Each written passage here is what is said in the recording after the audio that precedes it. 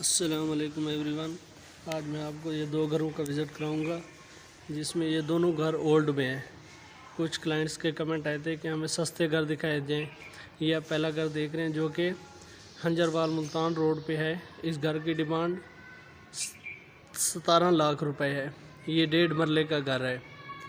ये आप बेडरूम देख रहे हैं इसका, जो कि सब बहुत ही सादा घर बने हुए हैं। अगर आप न्यू व्यूवर्स हैं तो मेरे चैनल को सब्सक्राइब करें और बेल आइकन को प्रेस करें ताकि इस तरह के अच्छे और खूबसूरत वीडियो आपको मिलती रहें। इसके साथ ही आप दूसरा घर देख रहे हैं, उसका फ्रंट व्यू। ये शम्स कॉलोनी लाहौर में है। इस घर की डिमांड की बात की जाए तो ये 18 लाख रुपए इस घर की डिमांड है। ये घर भी ओल्ड में है